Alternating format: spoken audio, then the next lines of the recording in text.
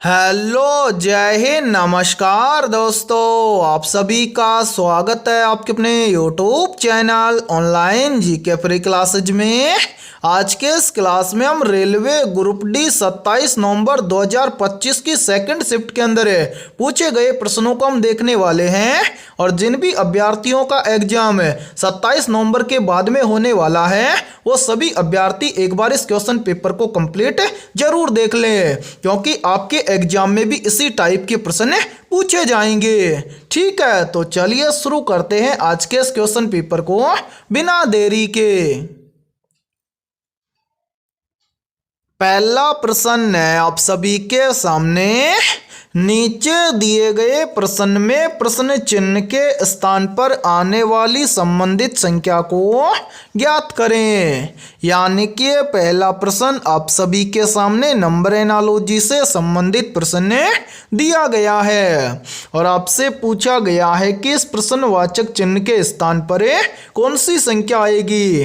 तो मेरे भाई इस टाइप के प्रश्न को आप एग्जाम में देखते हैं, फटाफट से कैसे सोल्व करेंगे तो वो देखिए जब भी इस टाइप का प्रश्न आपको एग्जाम में दिया जाए तो आपको क्या करना है। सबसे पहले आपको यहाँ पर पता करना है कि 22 से यहाँ पर 121 कैसे बना है। यानी कि जिस प्रकार से 22 से यहाँ पर 121 बना है उसी प्रकार से हम यहाँ पर बताएंगे कि 34 से इस प्रश्नवाचक चिन्ह के स्थान पर कौन सी संख्या आएगी।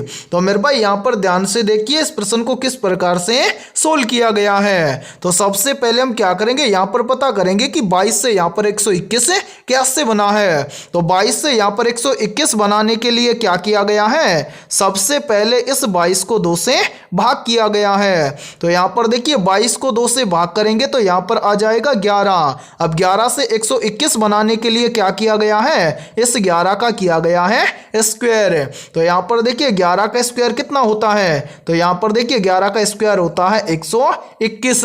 और ध्यान से देखिए 121 यहाँ पर आप सभी के सामने दिया भी गया है। अब मेरे भाई यही सेम लॉजिक हम लगाएंगे इस 34 के अंदर और इस 34 से इस प्रश्न चिन्ह की वैल्यू ज्ञात करेंगे। तो करेंगे क्या, सबसे पहले तो इस 34 को हम क्या कर देंगे, 2 से भाग कर देंगे।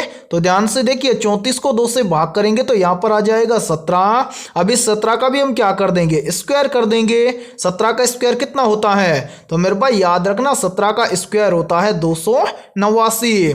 यानी कि इस प्रश्नवाचक चिन्ह के स्थान पर संख्या भरी जाएगी 289। अब हमें देखना है कि संख्या 289 किसी ऑप्शन में दी गई है। तो आंसर संख्या 289 में दी गई है ऑप्शन डी के अंदर है। तो पहले प्रश्न के अंदर ऑप्शन डी हो जाएगा सभी का करेक्ट आंसर है। उम्मीद करता हूं कि यह प्रश्न आपको अच्छे से क्लियर हो गया होगा।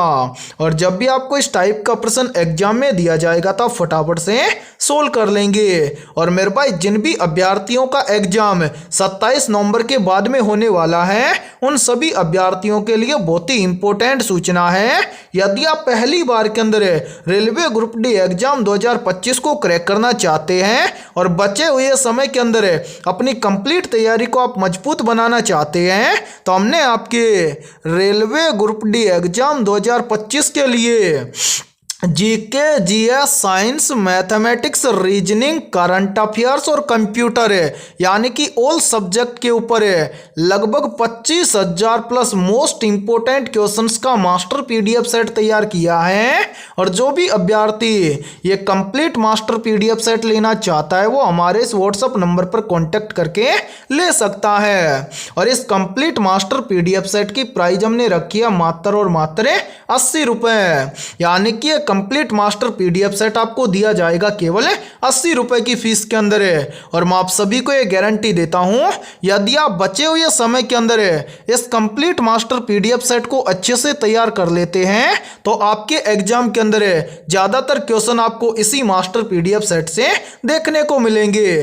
ठीक है, तो जिन भी अभ्यर्थियों का एग्जाम 27 नवंबर के बाद में होने वाला है वो सभी अभ्यर्थी एक बार फटाफट से इस व्हाट्सएप नंबर पर कॉन्टेक्ट करके इस कंप्लीट मास्टर पीडीएफ सेट को ले सकते हैं और एग्जाम से पहले अपनी तैयारी को मजबूत बना सकते हैं। ठीक है, तो चलिए फिर अगला प्रश्न देखते हैं। दूसरा प्रश्न है आप सभी के सामने। नीचे दी गई श्रृंखला श्रेणी में प्रश्नवाचक चिन्ह के स्थान पर कौन सी संख्या आएगी। यानी कि दूसरा प्रश्न आप सभी के सामने सीरीज से संबंधित प्रश्न दिया गया है और आपसे पूछा गया है कि इस सीरीज में इस प्रश्नवाचक चिन्ह के स्थान पर कौन सी संख्या आएगी। तो मेरे भाई इस टाइप के प्रश्न को आप एग्जाम में देखते ही मात्र 2 से 3 सेकंड में कैसे सोल्व करेंगे तो वो देखिए आपको जब भी एग्जाम के अंदर सीरीज से संबंधित प्रश्न दिया जाए तो आपको क्या करना है, सबसे पहले आपको ये देखना है कि सीरीज में आपको क्या क्या दिया गया है। तो यहाँ पर ध्यान से देखिए सीरीज में दिया गया है सबसे पहले 219 है, 219 के बाद में 211, 211 के बाद में 204, 204 के बाद में 198, 198 के बाद में 193 और 193 के बाद में आपसे पूछा गया है कि इस प्रश्नवाचक चिन्ह के स्थान पर कौन सी संख्या आएगी। तो मेरे भाई यहाँ पर ध्यान से देखिए सीरीज को किस प्रकार से सोल्व किया गया है। सबसे पहले यहाँ पर देखिए सीरीज में दिया गया है सबसे पहले 219, 219 से बन रहा है 211, तो 219 से 211 कैसे बनेगा। तो ध्यान से देखिए यदि हम 219 में से क्या कर दें -8 कर दें तो यहाँ पर बन जाएगा 211। फिर देखिए 211 से कितना बन रहा है 204 है, तो 211 से 204 कैसे बनेगा। तो ध्यान से देखिए यदि हम 211 में से क्या कर दें -7 कर दें तो यहाँ पर बन जाएगा 204। फिर देखिए 204 से कितना बन रहा है 198, तो 204 से 198 कैसे बनेगा। तो यहाँ पर देखिए यदि हम 204 में से क्या कर दें -6 कर दें तो यहाँ पर बन जाएगा 198। फिर देखिए 198 से कितना बन रहा है 193, तो 198 से 193 कैसे बनेगा। तो यहाँ पर भी देखिए यदि हम 198 में से क्या कर दें -5 कर दें तो यहाँ पर बन जाएगा 193। अब इसी प्रकार से आपसे पूछा गया है कि 193 से इस प्रश्नवाचक चिन्ह के स्थान पर कौन सी संख्या आएगी। तो मेरे भाई इस प्रश्न चिन्ह के स्थान पर कौन सी संख्या आएगी, प्रश्न चिन्ह की वैल्यू ज्ञात करने से पहले नीचे जितनी भी संख्याएं आई हैं इन सभी संख्याओं को ध्यान से देखिए और पता लगाइए यहाँ पर क्या हुआ है। तो मेरे भाई यहाँ पर ध्यान से देखिए सबसे पहले क्या हुआ -8 है, उसके बाद में क्या हुआ -7 है, उसके बाद में क्या हुआ -6, उसके बाद में क्या हुआ -5, यानी कि यह सीरीज कंटिन्यू चल रहा है। -8 -7 -6 -5 और -5 के बाद में क्या हो जाएगा, यहाँ पर हो जाएगा -4, यानी कि इस प्रश्न चिन्ह की वैल्यू ज्ञात हो जाएगी कैसे, यदि हम 193 में से क्या कर दें -4 कर दें। तो अब मेरे भाई यहाँ पर ध्यान से देखिए 193 में से हम क्या कर देंगे -4 कर देंगे तो यहाँ पर बचेगा 189, यानी कि इस प्रश्नवाचक चिन्ह के स्थान पर संख्या भरी जाएगी 189। अब हमें देखना है कि संख्या 189 किसी ऑप्शन में दी गई है, तो आंसर है संख्या 189 हमें दी गई है ऑप्शन ए के अंदर है, तो दूसरे प्रश्न के अंदर ऑप्शन ए हो जाएगा सभी का करेक्ट आंसर है।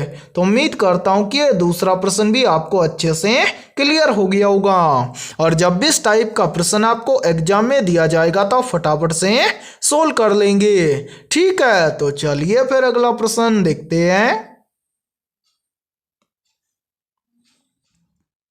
तीसरा प्रश्न है आप सभी के सामने, नीचे दी गई आकृति में कुल कितने त्रिभुज हैं ज्ञात करें। यानी कि तीसरा प्रश्न आप सभी के सामने काउंटिंग फिगर से संबंधित प्रश्न दिया गया है और मेरे भाई आपसे पूछा गया है कि नीचे जो ये वाली आकृति दी गई है इस आकृति में कुल कितने त्रिभुज हैं। तो इस टाइप के प्रश्न को आप एग्जाम में देखते ही मात्र 2 से 3 सेकंड में कैसे सोल्व करेंगे तो वो देखिए। और मेरे भाई याद रखना आपके रेलवे ग्रुप डी एग्जाम की प्रत्येक शिफ्ट के अंदर काउंटिंग फिगर से लगभग 2 से 3 प्रश्न पूछे जाते हैं। तो इस टाइप के प्रश्न को आप कैसे सोल्व करेंगे तो वो देखिए मेरे भाई मैंने आपको पहले भी एक शॉर्ट ट्रिक बताई थी। यदि आप हमारी क्लास पहले से देख रहे हैं तो आपको पता है कि शॉर्ट ट्रिक क्या है। तो यहाँ पर देखिए जब भी आपको इस तरह की आकृति दिखाई दे तो मेरे भाई इसके अंदर आपको सिंगल फलक वाले त्रिभुजों को काउंट करना है और 2 से मल्टीप्लाई करना है। कैसे यहाँ पर देखिए एक त्रिभुज ये है, दूसरा त्रिभुज ये है, तीसरा त्रिभुज ये है और चौथा त्रिभुज ये है। अब यहाँ पर देखिए इस आकृति में कितने त्रिभुज हैं, 4 हैं। 4 को हम क्या कर देंगे, 2 के साथ में मल्टीप्लाई कर देंगे तो बन जाएगा 4 दूना के 8। यानी कि इस तरह की एक आकृति में कितने त्रिभुज हैं, 8 त्रिभुज हैं। अब ध्यान से देखिए इस बड़ी वाली आकृति में इस तरह की आकृति हमें यहाँ पर एक दिखाई दे रही है। बोलो दिखाई दे रही है। तो यहाँ पर हम क्या करेंगे, इस आकृति के अंदर सिंगल फलक वाले त्रिभुजों को काउंट कर लेंगे। यहाँ पर देखिए मेरे भाई ध्यान से देखिए, यहाँ पर 1 नंबर त्रिभुज ये हो जाएगा, 2 नंबर त्रिभुज ये हो जाएगा, 3 नंबर त्रिभुज ये हो जाएगा और 4 नंबर त्रिभुज ये हो जाएगा। 4 का हम क्या कर देंगे, 2 गुना तो बन जाएगा 4 दूना के 8। ठीक है, उसके बाद में मेरे भाई ध्यान से देखिए एक त्रिभुज बन रहा है ये, दूसरा त्रिभुज बन रहा है ये और तीसरा त्रिभुज बन रहा है ये। तो यहाँ पर हम क्या कर देंगे, +3 और कर देंगे। अब इसी के साथ में हमने सिंगल फलक वाले त्रिभुजों को काउंट कर लिया।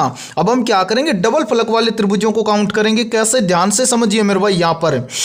यहाँ पर मेरे भाई ध्यान से देखिए त्रिभुज नंबर 1 और त्रिभुज नंबर 2, इन दोनों त्रिभुजों को मिला देंगे तो एक त्रिभुज यहाँ से यहाँ तक का बन जाएगा। ठीक है, इसी प्रकार से मेरे भाई ध्यान से देखिए त्रिभुज नंबर 2 और त्रिभुज नंबर 3, इन दोनों को भी आपस में मिलाएंगे तो एक त्रिभुज यहाँ से यहाँ तक का बन जाएगा। ठीक है, तो मेरे भाई यहाँ पर हम क्या कर देंगे, +2 और कर देंगे। अब इसी प्रकार से हम क्या करेंगे, डबल फलक वाले त्रिभुजों को काउंट कर लिया। अब हम करेंगे ट्रिपल फलक वाले त्रिभुजों को काउंट। कैसे करेंगे, तो ध्यान से समझिए। आप यहाँ पर कलर चेंज करते हैं ताकि आपको समझने में कोई भी प्रॉब्लम ना आए। मेरे भाई ध्यान से देखिए, यहाँ पर देखिए 1 नंबर त्रिभुज, 4 नंबर त्रिभुज और 3 नंबर, ये वाला 3 नंबर त्रिभुज, इन तीनों को आपस में मिलाएंगे तो एक त्रिभुज यहां से बन जाएगा। तो यहां पर हम क्या कर देंगे, +1 और कर देंगे। अब इसी प्रकार से मेरे भाई यहां पर ध्यान से देखिए, आप यहां पर ध्यान से देखना। यहां पर देखिए 3 नंबर त्रिभुज और नीचे का 3 नंबर त्रिभुज और उसके बाद में ये 4 नंबर त्रिभुज, 3 फलक वाला, यानी कि ट्रिपल फलक वाले त्रिभुजों से मिलकर एक त्रिभुज ये वाला यहां से यहां तक का बन जाएगा। तो यहां पर हम क्या कर देंगे, +1 और कर देंगे। क्या इन सभी के अलावा इस आकृति में कोई अन्य त्रिभुज है, तो नहीं सर, इन सभी के अलावा इस आकृति में कोई अन्य त्रिभुज नहीं है। अब यहां पर हम क्या करेंगे, इन सभी को आपस में काउंट कर लेंगे। तो ध्यान से देखिए 8 और 3 मिलकर बन जाएगा 11, 11 और 2 मिलकर बन जाएगा 13, 13 और 1 मिलकर बन जाएगा 14, 14 और 1 मिलकर बन जाएगा 15। यानी कि हमारे सामने जो ये वाली आकृति दी गई है, इस आकृति में कुल त्रिभुजों की संख्या है 15। अब हमें देखना है कि 15 किसी ऑप्शन में दिया गया है, तो आंसर 15 में दिया गया है ऑप्शन बी के अंदर है। तो तीसरे प्रश्न के अंदर ऑप्शन बी हो जाएगा सभी का करेक्ट आंसर है। तो उम्मीद करता हूं कि यह तीसरा प्रश्न भी आपको अच्छे से क्लियर हो गया होगा। और जब भी इस टाइप का प्रश्न आपको एग्जाम में दिया जाएगा तो आप फटाफट से सोल्व कर लेंगे। ठीक है, तो चलिए फिर अगला प्रश्न देखते हैं। चौथा प्रश्न है आप सभी के सामने, यदि P का अर्थ गुणा है, R का अर्थ घटाना है, S का अर्थ जोड़ है और Q का अर्थ भाग है तो नीचे दिए गए समीकरण का मान ज्ञात करें। यानी कि चौथा प्रश्न आप सभी के सामने गणितीय संक्रियाओं से संबंधित प्रश्न दिया गया है और आपसे पूछा गया है कि इस प्रश्न के अकॉर्डिंग इस समीकरण को सोल्व करेंगे तो इस समीकरण का मान क्या आएगा। तो मेरे भाई इस टाइप के प्रश्न को आप एग्जाम में देखते हैं, फटाफट से कैसे सोल्व करेंगे तो वो देखिए जब भी इस टाइप का प्रश्न आपको एग्जाम में दिया जाए तो आपको क्या करना है, प्रश्न के अकॉर्डिंग समीकरण को आपको सोल्व करना है। ध्यान से देखिए, प्रश्न में आपको स्पष्ट बोला गया है कि P का अर्थ है गुणा, तो इस समीकरण के अंदर हम क्या करेंगे, P के स्थान पर करेंगे गुणा। फिर देखिए आगे बोल रहा है कि R का अर्थ है घटाना, तो R के स्थान पर हम क्या करेंगे, माइनस करेंगे। फिर देखिए आगे बोल रहा है कि S का अर्थ है जोड़, तो S के स्थान पर हम क्या करेंगे, जोड़ यानी कि प्लस करेंगे। और लास्ट में बोल रहा है कि Q का अर्थ है भाग, तो Q के स्थान पर हम क्या करेंगे, भाग करेंगे। अब मेरे भाई यहाँ पर हम क्या करेंगे, बनाएंगे नया समीकरण। कैसे, ध्यान से देखिए, सबसे पहले है 16, उसके बाद में है P का अर्थ है गुणा, फिर है 4, फिर है S का अर्थ है प्लस, फिर कितना है 15, तो यहाँ पर लिखेंगे 15। उसके बाद में है Q का अर्थ है भाग, ठीक है। उसके आगे कितना है 3, फिर है R का अर्थ है माइनस, फिर कितना है 5, तो यहाँ पर हम लिखेंगे 5। अब हम क्या करेंगे, समीकरण को सोल्व करेंगे। तो इस समीकरण के अंदर हम क्या करेंगे, सबसे पहले भाग को सोल्व करेंगे। तो मेरे भाई ध्यान से देखिए, यहाँ पर देखिए 3 का भाग देंगे 15 में तो ये चला जाएगा 5 तिये 15। ठीक है, भाग करने के बाद में हम क्या करेंगे, गुणा करेंगे। तो यहाँ पर देखिए 16 और 4 का आपस में गुणा करेंगे तो बन जाएगा 16 चौक 64। ठीक है, उसके आगे कितना है, माइनस का 5, तो यहाँ पर हम लिखेंगे माइनस का 5। अब मेरे भाई प्लस प्लस की संख्याओं को आपस में जोड़ लेंगे और माइनस की संख्या को घटा देंगे। तो यहाँ पर देखिए माइनस का 5 है और प्लस का 5 है, तो प्लस के 5 से माइनस का 5 कट जाएगा, कितना बच गया, 64। यानी कि इस प्रश्न के अकॉर्डिंग इस समीकरण को सोल्व करेंगे तो इस समीकरण का मान आएगा 64। अब हमें देखना है कि 64 किसी ऑप्शन में दिया गया है, तो आंसर 64 में दिया गया है ऑप्शन सी के अंदर है। तो चौथे प्रश्न के अंदर ऑप्शन सी हो जाएगा सभी का करेक्ट आंसर है। तो उम्मीद करता हूं कि जब भी इस टाइप का प्रश्न आपको एग्जाम में दिया जाएगा तो आप फटाफट से सोल्व कर लेंगे। ठीक है, और मेरे भाई इस टाइप के प्रश्न आपके रेलवे ग्रुप डी एग्जाम की प्रत्येक शिफ्ट के अंदर लगभग 3 से 4 पूछे जाते हैं। ठीक है, तो चलिए फिर अगला प्रश्न देखते हैं। 5वां प्रश्न है आप सभी के सामने, नीचे दी गई श्रृंखला श्रेणी में प्रश्नवाचक चिन्ह के स्थान पर कौन सी संख्या आएगी। यानी कि 5वां प्रश्न आप सभी के सामने सीरीज से संबंधित प्रश्न दिया गया है और आपसे पूछा गया है कि इस सीरीज में इस प्रश्नवाचक चिन्ह के स्थान पर कौन सी संख्या आएगी। तो मेरे भाई इस टाइप के प्रश्न को आप एग्जाम में देखते ही मात्र 2 से 3 सेकंड में कैसे सोल्व करेंगे, तो वो देखिए आपको जब भी एग्जाम के अंदर सीरीज से संबंधित प्रश्न दिया जाए तो आपको क्या करना है, सबसे पहले आपको ये देखना है कि सीरीज में आपको क्या क्या दिया गया है। तो यहाँ पर ध्यान से देखिए, सीरीज में दिया गया है सबसे पहले 67, 67 के बाद में 64, 64 के बाद में 59, 59 के बाद में 52, 52 के बाद में 43 और 43 के बाद में आपसे पूछा गया है कि इस प्रश्नवाचक चिन्ह के स्थान पर कौन सी संख्या आएगी। तो मेरे भाई यदि आपने सीरीज को ध्यान से देखा है तो ये सीरीज कंटिन्यू क्या हो रहा है, घट रहा है। अब यहाँ पर देखिए सीरीज को किस प्रकार से सोल्व किया गया है, तो ध्यान से समझिए मेरे भाई। यहाँ पर देखिए सीरीज में दिया गया है 67, 67 से कितना बन रहा है, 64, तो 67 से 64 कैसे बनेगा, तो ध्यान से देखिए यदि हम 67 में से क्या कर दें, -3 कर दें तो बन जाएगा 64। फिर देखिए 64 से कितना बन रहा है, 59, 64 से 59 कैसे बनेगा, तो यहां पर देखिए यदि हम 64 में से क्या कर दे, -5 कर दे तो बन जाएगा 59। फिर देखिए 59 से कितना बन रहा है, 52, तो 59 से 52 कैसे बनेगा, तो यहां पर देखिए यदि हम 59 में से क्या कर दे, -7 कर दे तो बन जाएगा 52। फिर देखिए 52 से कितना बन रहा है, 43, तो 52 से 43 कैसे बनेगा, तो ध्यान से देखिए यदि हम 52 में से क्या कर दे, -9 कर दे तो बन जाएगा 43।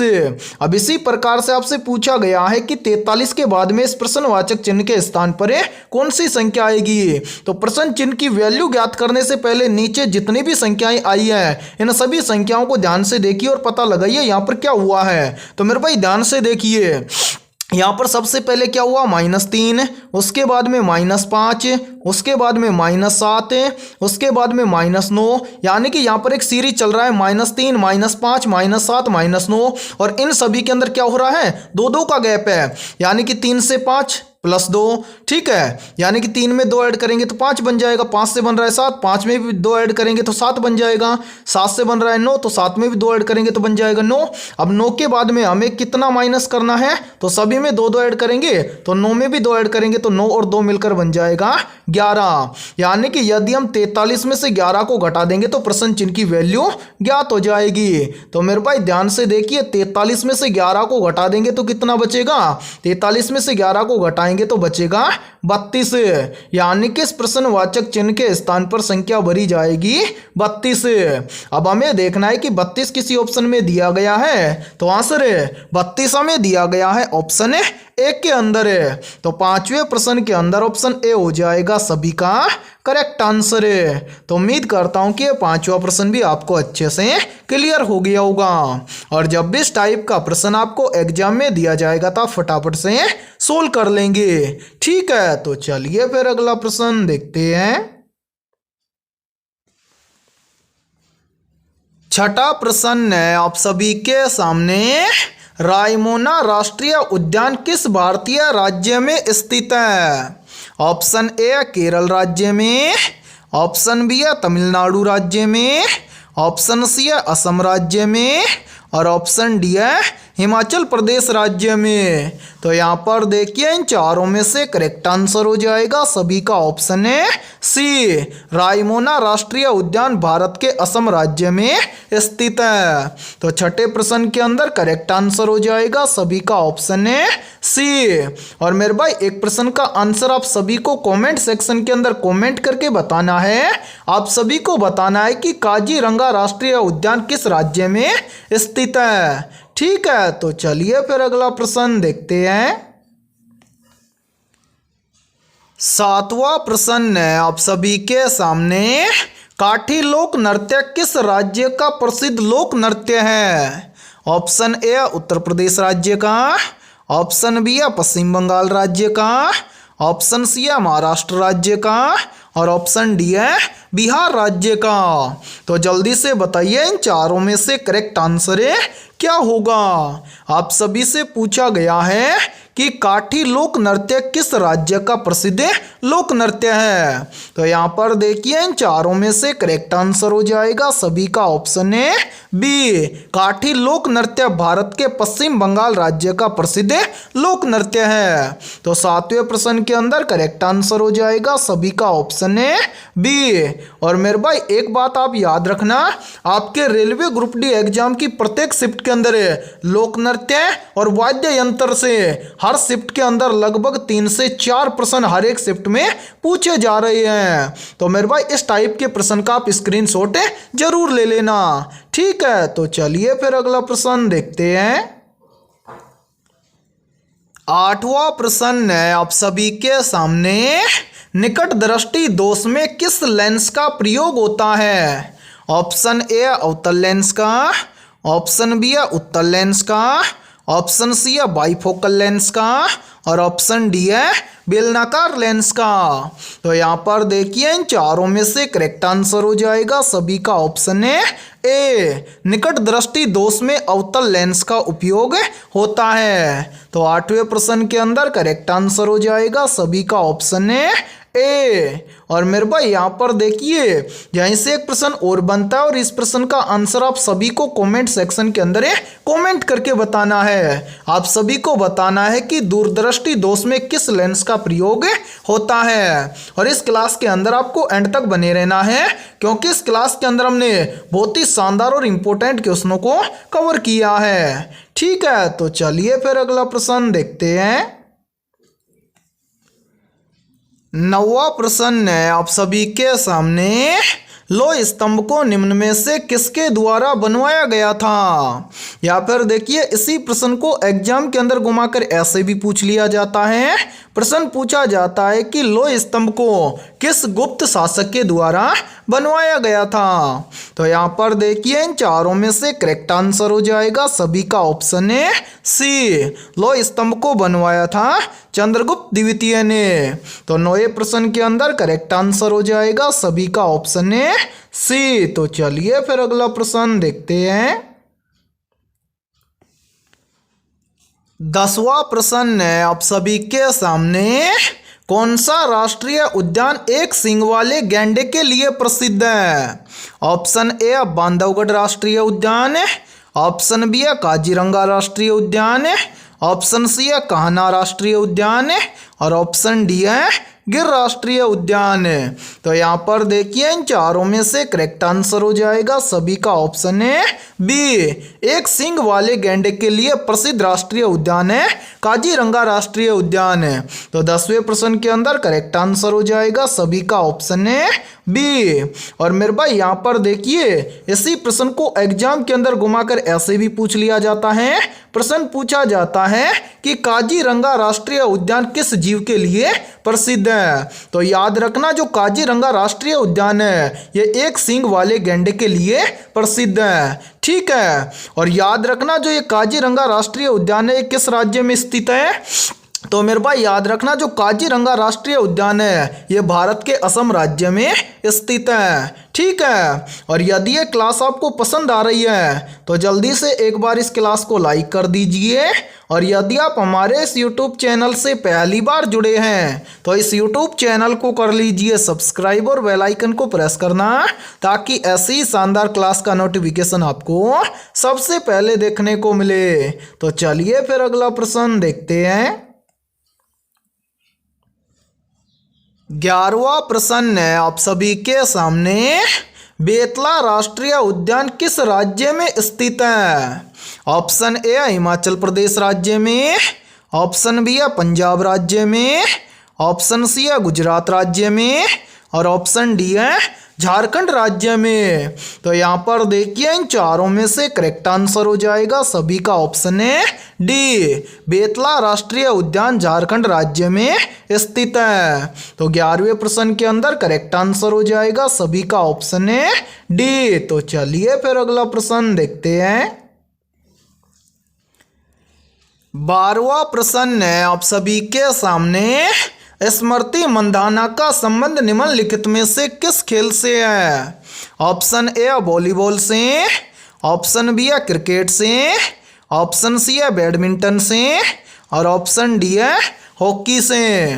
तो यहाँ पर देखिए इन चारों में से करेक्ट आंसर हो जाएगा सभी का ऑप्शन है बी, स्मृति मंधाना का संबंध है क्रिकेट खेल से।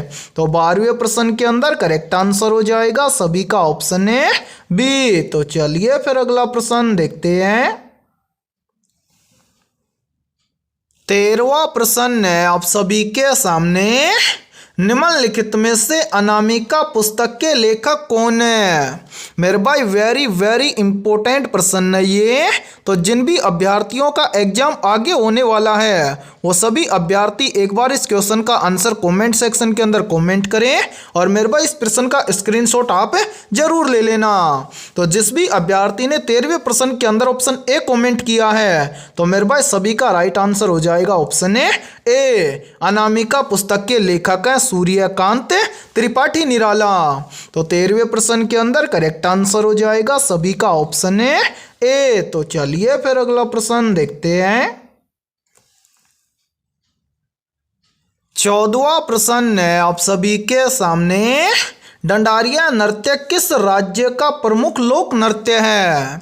ऑप्शन ए है उत्तराखंड राज्य का, ऑप्शन बी है आंध्र प्रदेश राज्य का, ऑप्शन सी है कर्नाटक राज्य का, और ऑप्शन डी है गोवा राज्य का। तो जल्दी से बताइए इन चारों में से करेक्ट आंसर क्या होगा? आप सभी से पूछा गया है कि डंडारिया नृत्य किस राज्य का प्रमुख लोक नृत्य है। तो यहाँ पर देखिए इन चारों में से करेक्ट आंसर हो जाएगा सभी का ऑप्शन है बी, डंडारिया नृत्य आंध्र प्रदेश राज्य का प्रमुख लोक नृत्य है। तो 14वें प्रश्न के अंदर करेक्ट आंसर हो जाएगा सभी का ऑप्शन है बी। और मेरे भाई याद रखना, आपके रेलवे ग्रुप डी एग्जाम की प्रत्येक शिफ्ट के अंदर नृत्य और वाद्य यंत्र से लगभग 3 से 4 प्रश्न प्रत्येक शिफ्ट के अंदर पूछे जा रहे हैं। तो इस टाइप के प्रश्न का आप स्क्रीनशॉट जरूर ले लेना। ठीक है, और जिन भी अभ्यर्थियों का एग्जाम 27 नवंबर के बाद में होने वाला है उन सभी अभ्यर्थियों के लिए हमने ऑल सब्जेक्ट के ऊपर और मेरे भाई टॉपिक वाइज लगभग 25,000 प्लस रामबाण क्वेश्चनों का मास्टर पीडीएफ सेट तैयार किया है। और बचे हुए समय के अंदर अपनी कंप्लीट तैयारी को आप मजबूत बनाना चाहते हैं तो आप हमारे इस व्हाट्सएप नंबर पर कॉन्टैक्ट करके इस कंप्लीट मास्टर पीडीएफ सेट को आप ले सकते हैं। व्हाट्सएप नंबर है 7374826893। ये हमारा व्हाट्सएप नंबर है। इस व्हाट्सएप नंबर पर आप कांटेक्ट करके इस कंप्लीट मास्टर पीडीएफ सेट को ले सकते हैं। और मेरे भाई इस कंप्लीट मास्टर पीडीएफ सेट की प्राइस हमने रखी है मात्र और मात्र 80 रुपये, यानी कि 80 रुपये की फीस के अंदर आपको ये कंप्लीट मास्टर पीडीएफ सेट दिया जाएगा। और बचे हुए समय के अंदर यदि आप इस कंप्लीट मास्टर पीडीएफ सेट को एक बार सरसरी निगाहों से भी देख जाओगे तो ज़्यादातर क्वेश्चन आपको इसी मास्टर पीडीएफ सेट में से देखने को मिलेंगे। ठीक है, तो चलिए फिर अगला प्रश्न देखते हैं। 15वां प्रश्न है आप सभी के सामने, रानी झांसी मरीन नेशनल पार्क कहाँ स्थित है?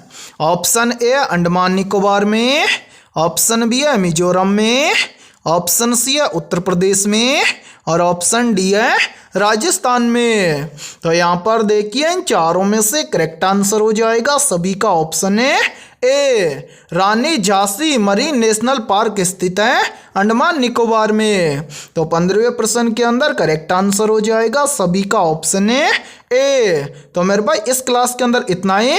जितने भी क्वेश्चन हमें मिलते जा रहे हैं हम उन सभी का आपको एक क्लास बना के दे रहे हैं, ठीक है। तो ऐसी ही क्लास देखने के लिए आप हमारे इस चैनल को सब्सक्राइब कर सकते हैं, ठीक है। मिलते हैं ऐसे ही शानदार और बेहतरीन क्वेश्चनों के साथ नेक्स्ट क्लास में, ठीक है।